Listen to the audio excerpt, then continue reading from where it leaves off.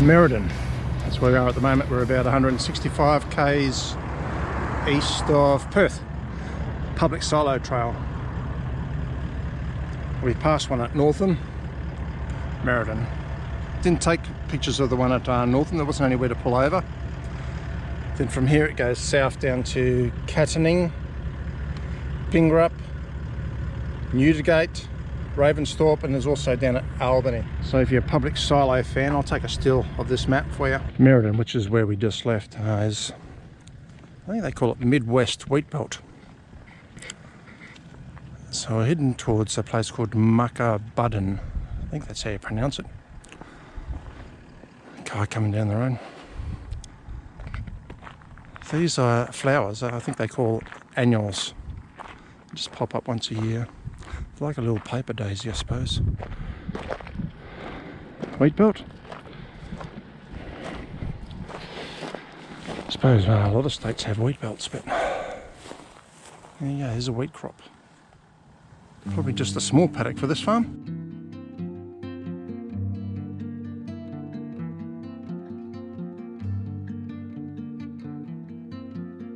We're a reserve, it's a free camp.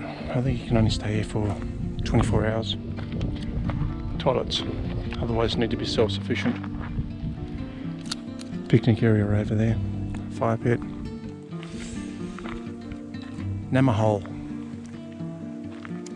We're going to go and have a look at the Namaha, tell you more about it. A bit more about the Namaha, as much as I know anyhow. They're just natural holes in the landscape that held water. Aboriginals and early settlers came to know where they were and also used them as a resource for water in their travels.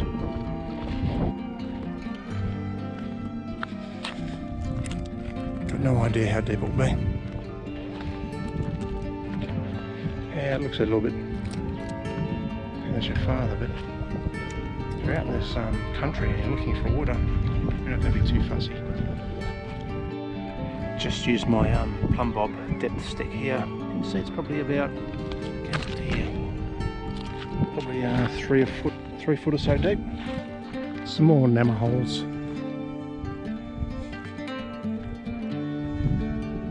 Apparently the Aboriginals used to look for acacias. They're a sign for water being nearby.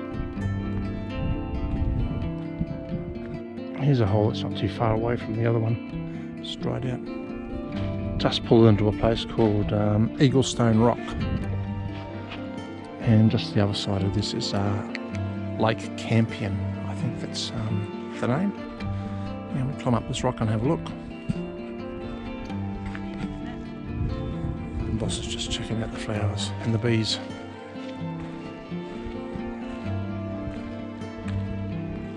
Now I can hear the bees from here.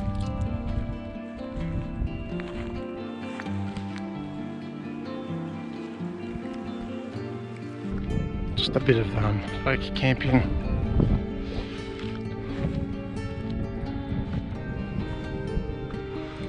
We came in from down that way, all the way around over there. This part of the country, I think they call it the southeast of the wheat belt. If you look on like Hammer Maps or even Google Maps, there are lots of little lakes like this, or lots of smaller lakes than this. I assume they're predominantly salt. There is some water out there. Lots of these rock outcrops around the countryside too.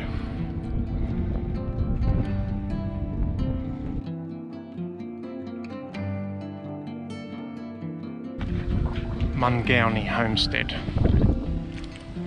This is a National Trust property. You can stay here as well. There's something on the internet about what the cost for camping is here. I can't tell you off the top of my head. They've restored the old homestead here and there's an access fee. $2 concession, $4 an adult otherwise.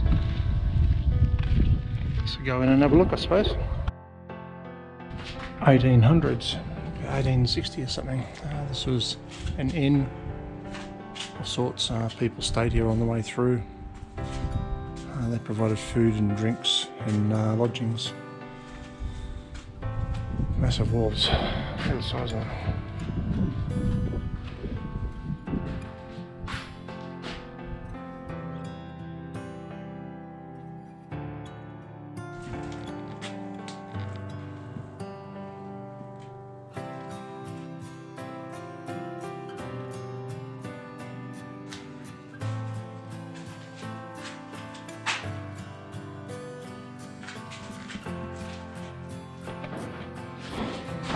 The rafters look pretty authentic.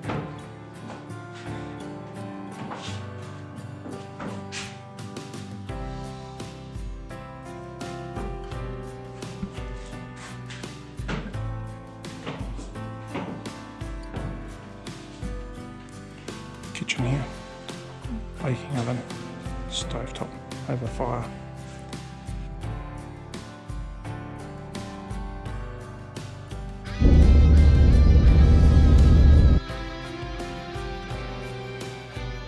Billy Cat Hill. 2 walks here. One's 1.2 kilometres, about an hour return. The other one's 2.4 kilometres up to the hill, about 2 kilometres return. We're in the middle of the day at the moment. It's only about 25, 26 degrees, but decided not to do that walk. We're going to do the Woodlands walk around the base of the hill. The colour around here too. Shape is fine.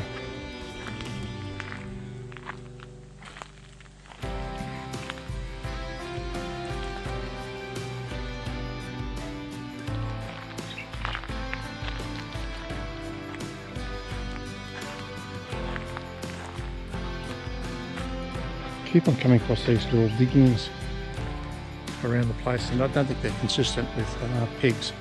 I think it's more likely they're mallee fowl. They're a native bird around this area. I believe they were a food source for the local Aboriginals as well.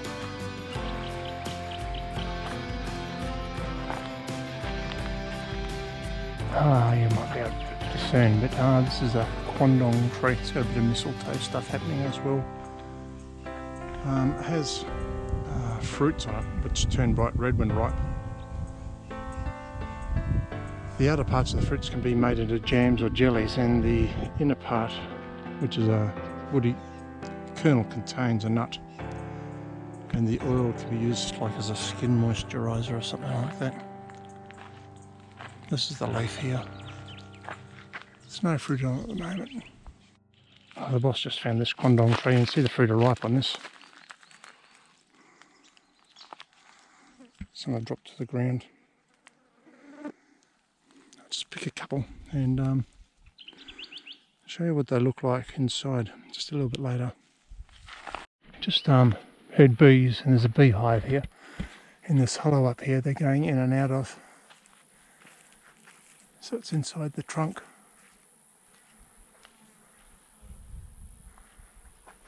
Feral bees? Yeah, the Western Australian government or their Parks and Wildlife call bees, well, not native bees, but bees that are not introduced, or that are introduced to Australia, feral bees. So these would be feral bees because they're not native bees. You can see the bees just hanging down here, and there's a crack in the trunk. There's a little hole there too, just in there. They're getting in and out of. This is a raspberry wattle gum. It actually oozes an edible sap, which is like a sweet thing that you can eat.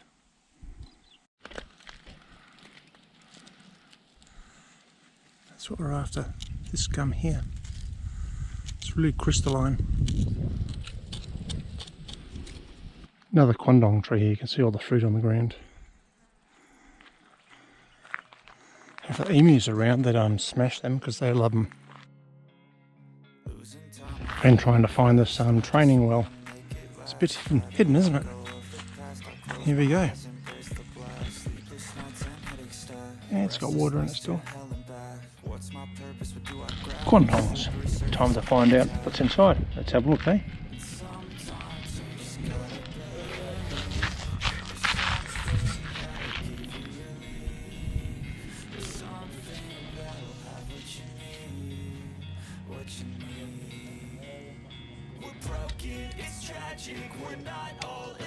The peel's pretty easy. Like the rind off an orange. It's a lot better than a Thompson plum. As I mentioned previously, this part you can use to make jams and jellies and stuff. And it's a bit tart. Now in here, there's a nut kernel. Well, inside the kernel is a nut, which I think if you extract the oil, you can use for skin, moisturise and stuff. I'm going to crack it open, I'll show you what it looks like. Well, the way you saw me peel, I tried to crack that with the pliers and it just exploded to my left and to my right. So this is the second one, I've just used the hammer on it gently. So you can just see the kernel in there, the nut. It's pretty soft.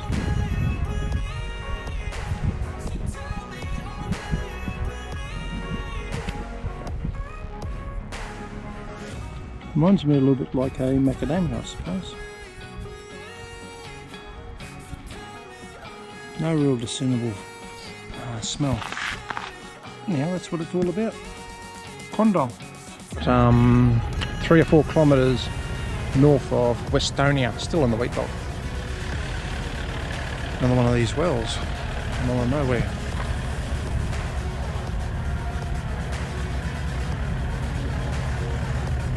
It's called Boodle Soak.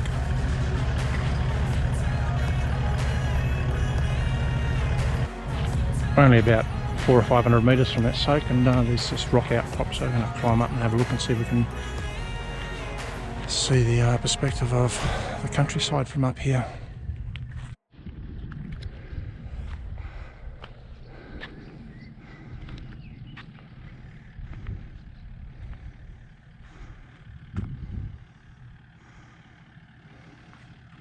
Quite a vista.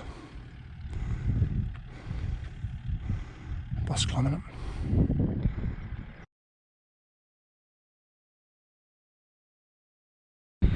Niagara Dam. Can't even begin to tell you where it is. Let's have a guess. It's sort of northeast of Kalgoorlie, about 150 odd kilometres. There's camping down the bottom here, there's camping up the top here, barbecues, toilets. Yeah, it's a free camp. Built back in the 1890s. It's described as a white elephant. There's toilets down there too. It was to supply water to the burgeoning local township.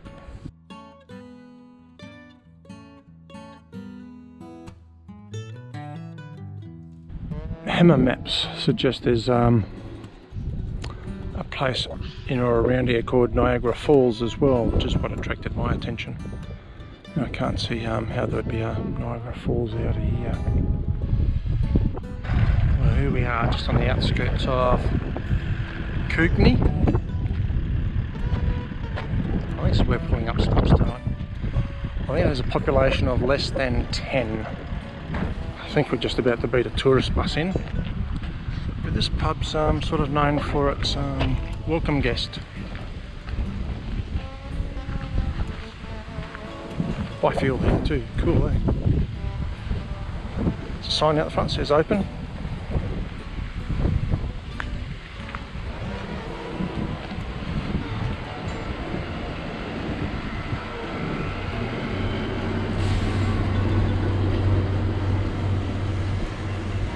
How you going, mate?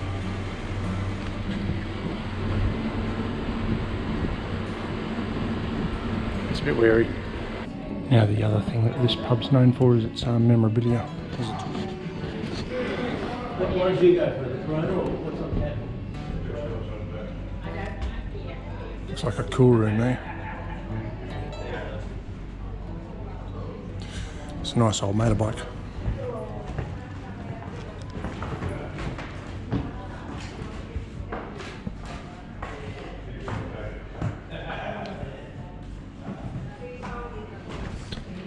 Single cylinder James. This must be their beer garden, I think. Margaret, and I think it's a husband or partner. She must be 80 something in the shade, I reckon. Apparently this pub's been around since the gold rush era, so late 1800s.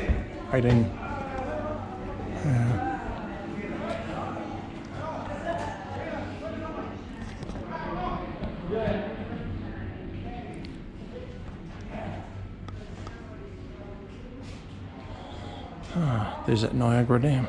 Must have actually had water in it one day. Niagara Falls.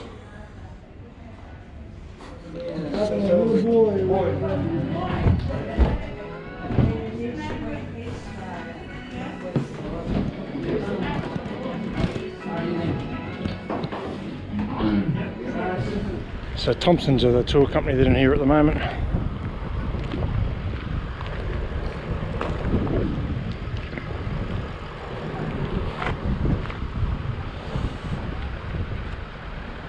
Some of the roof lines seen better days. A little bit further east, and I think a little bit north of Mackenzie. That's where we stayed last night. Lake Ballard. There's some sculpture stuff out here, so we're going to go and have a look.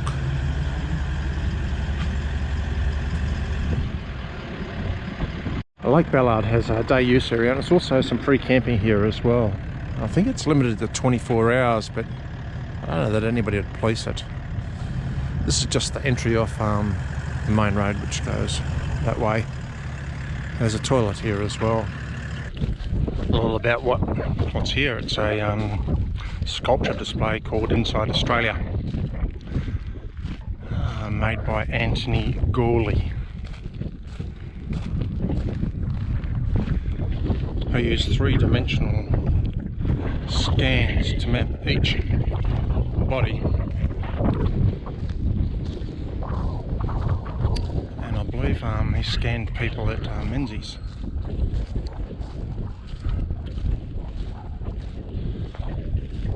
Then he's gone ahead and used his artistic license to come up with these fabrications. This is probably the closest statue, apart from that one, to the parking areas, campgrounds over here as well, water, toilets. This sculpture series was commissioned to mark the 50th anniversary of the Perth International Arts Festival in 2003, so it's been around for a little while, eh? The three-dimensional scans he used to map body with a 500,000 digital coordinates.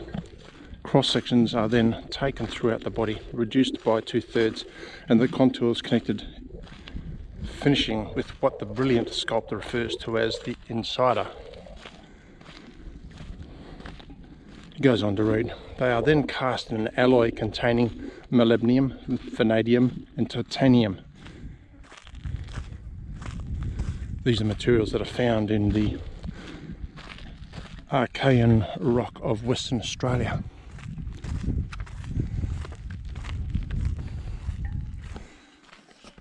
Not climbing hills today. Somebody up the top there. Signs around saying don't walk out, or don't drive out to Salt Lake to, they say allow, the boss reckons, 2 hours, but I'm pretty sure the signs out the front said 5 to 7 hours. I haven't found a map of where they are, but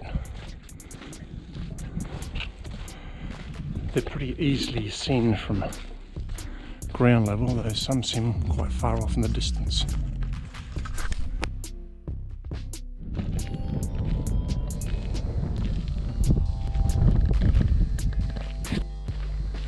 Boss and I were just talking that the mirage effect across here looks like, what makes it look like there's water in this saltwater lake, but it's not, it's just a visual mirage.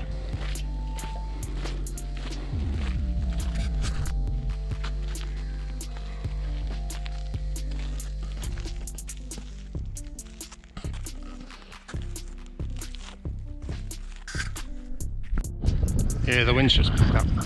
51 of these statues out here. There's no real map showing you where they are. No information about who the sculpture was based on.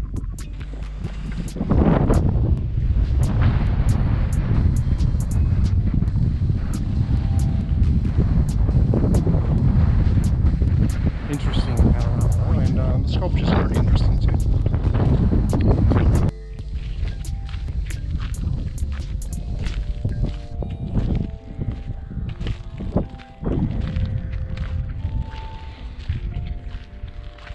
Yeah, we're heading back in now. Wouldn't say we've spent quite 2 hours out here. Pleasant enough walk. A few flies around, so we've got little fly hats. I don't know if you can see, the boss has got one. So have I. She makes it look better than me though.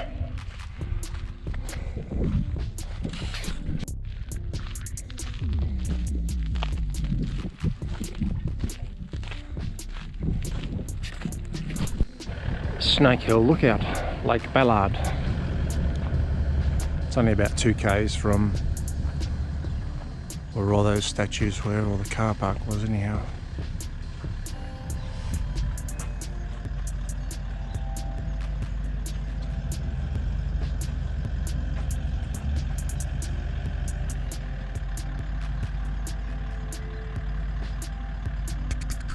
G'day Peyton. Your mum's asked us to put together a little video for you, so we're here at Snake Hill Lookout, Lake Ballard, in the middle of the southern goldfields of Western Australia. It's pretty hot out here today, and we've been wandering around on the Salt Lake having a look at some sculptures. Some guy from overseas did some artwork out there. Now we've been on the road now for almost 7 months, so what follows is probably just a snapshot of where we've been to date. Hope you enjoy it. Cheers buddy. Take care. Just a little girl sitting out in the road, sunning itself, trying to get warm, I suppose. Now the bus is going to chase it away. Was quite happy there. Well, this is our next turn off after Lake Ballard. It's not too far. We're heading south. I'll just show you on Hammer Maps. This is the Lake Ballard area where the statues were, Snake Hill Lookout. And we're about to head down this way, out into who knows where. Down there anyhow. Back down south and probably head a little bit west. Little brown snake wriggling across the road here. Not going to chase it.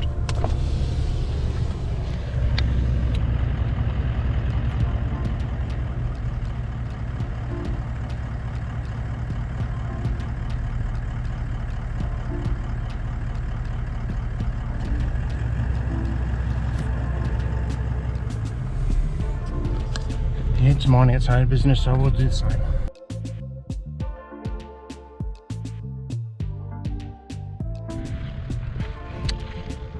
We're not quite on top, but we're pretty close. There's the top over there, Allabacking Rock. There's a 5-kilometre circuit around the base of it, just a scenic drive. Walking trails just start down in front of us. Main entry, you can see the main entry of the road down here. It's a one-way loop around to our right, so clockwise. A camping area behind us, it's free camp. There's toilets there. That's quite a nice outlook at the campsite. Big rock face at the back of the campground.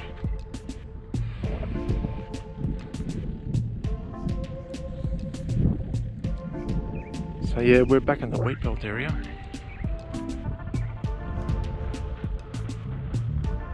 Probably not too far from Muckadubban.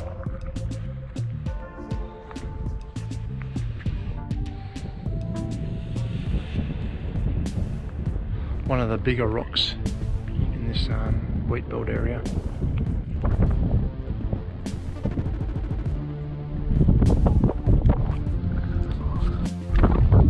Just started harvesting the wheat out here, and you can probably notice the difference in the colour of the paddocks out here. Some lighter coloured paddocks, they've been harvested. Same as out here, they've all been harvested as well, except for the one that's right in the foreground. If I get the chance, I'll see if I can find a bit of wheat and show you what they're growing. And I know everybody knows what wheat's about, but show you what they're growing out here. I know they're also growing rape seed, R-A-P-E seed, for the oil. I think it might be an alternative crop.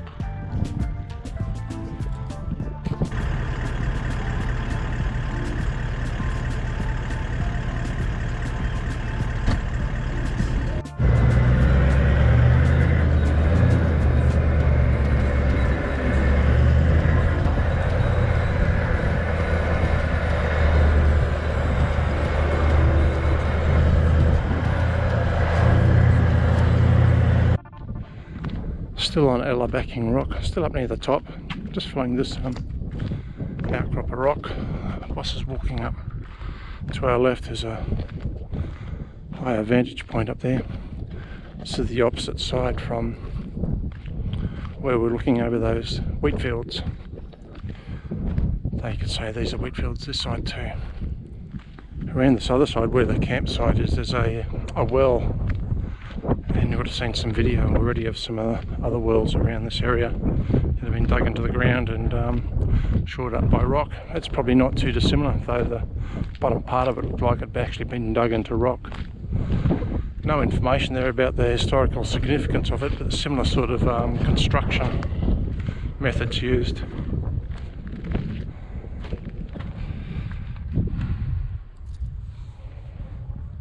Oh, just a different perspective, I suppose. The track coming up to this lookout, there's a sign down the bottom, 4-drive only. I think that's more only because of the inclination of the road than anything else. I think probably a conventional vehicle would get up. You might get scraped the underside a few times, but certainly okay up this side. The road's pretty good condition. I'll show you a little bit on the way down. This is where the road starts getting a little bit steep.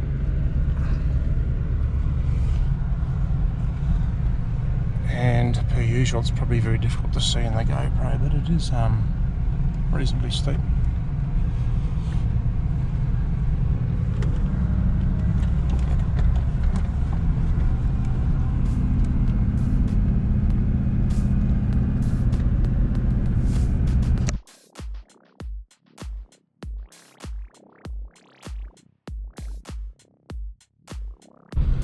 Well, that's it, and there's the track, 4-drive only.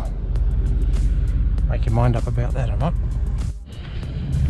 Maysfield Road, Ellick Rock, that's where we just were. Heading to another rock. I'll talk about that more shortly, but talked about wheat. I'll just get one stalk from out here. Now they stick the barbed wire fences up to keep people like me out.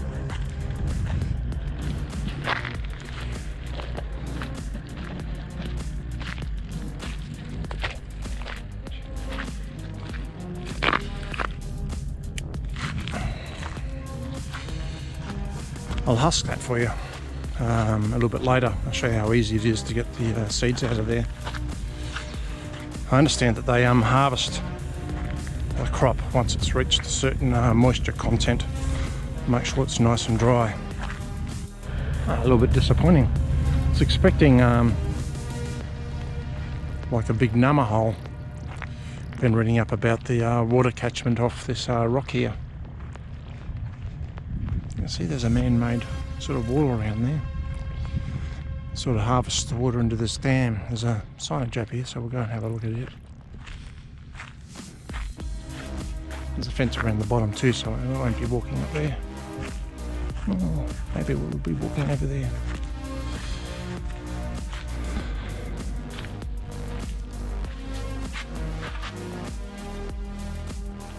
A rock catchment.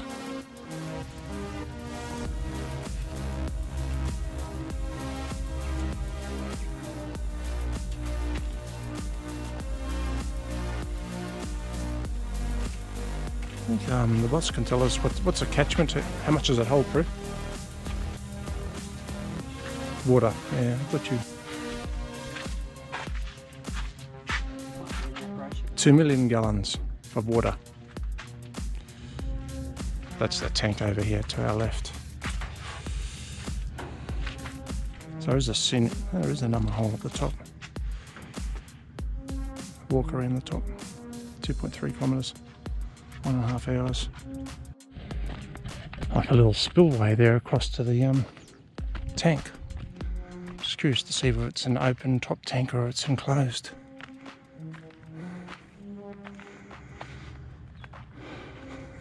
It's an open top tank.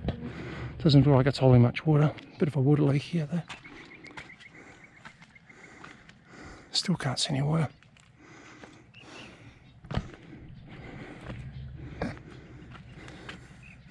Now I can. I'll put you up.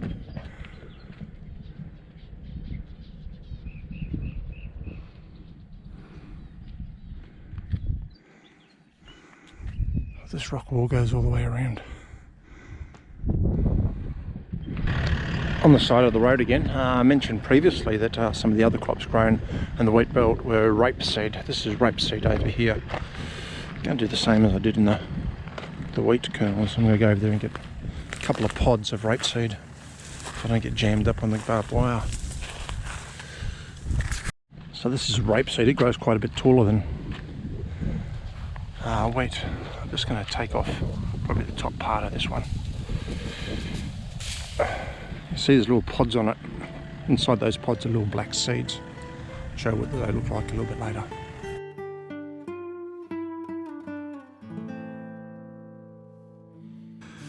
Rape seeds. These are the rape seeds that I picked the other day.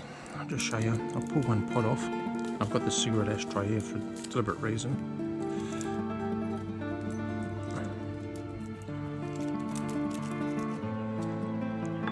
I'm outside because I'd make a mess otherwise. I might get another pod too.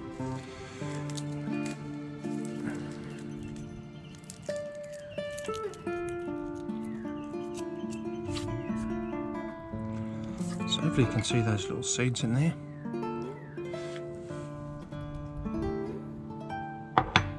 That's what they harvested. That's for oil. You can eat those. Nothing wrong with them. Wheat. That's what's left of that wheat that I picked. And what I usually do is I just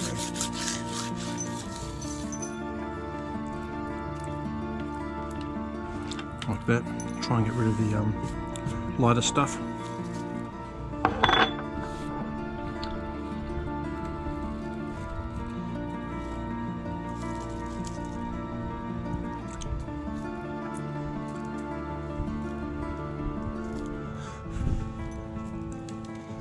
Rightio. Rid of the wheat end. That's mostly wheat seed there. A couple of little dry husks there still, but mostly wheat. And you can eat them raw too. Nothing wrong with that.